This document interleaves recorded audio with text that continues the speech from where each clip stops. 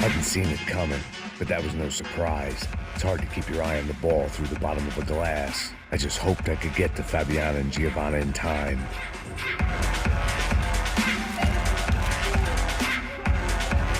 There had to be another way out through the VIP lounge.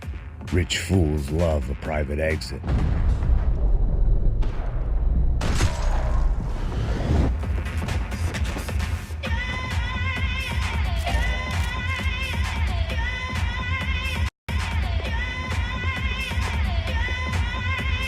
It was your typical trendy hellhole, a playground for the overpreened and undernourished.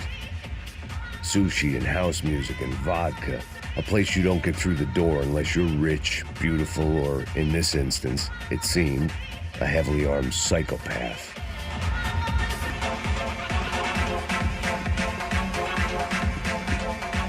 Poor bastard's name was Claudio. I found out later he was a pretty big shot soccer player for the Galatians, some nearly superstar just back from Europe. The usual, scored goals, scored girls. The only box he'd be getting into now was the one he'd be leaving in.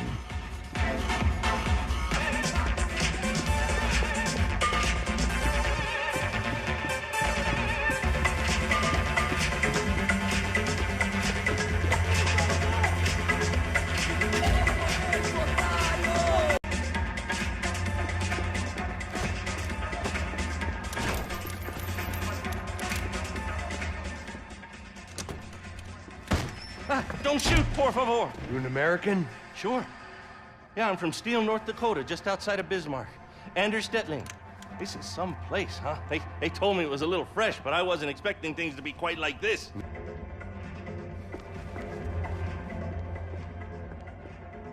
It looked loud and expensive enough to be Fabiana's. Her fashion sense didn't leave a whole lot of room for imagination, let alone food. The girl sure knew how to draw the eye.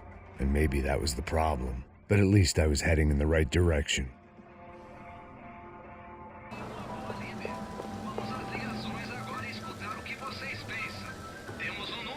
I had no choice.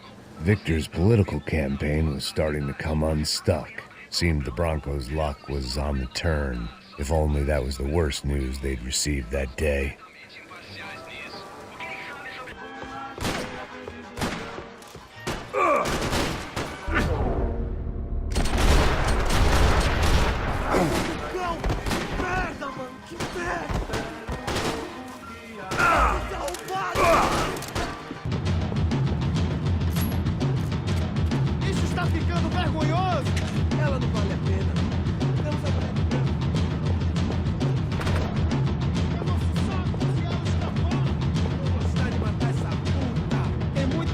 Gostaria de fazer com ela.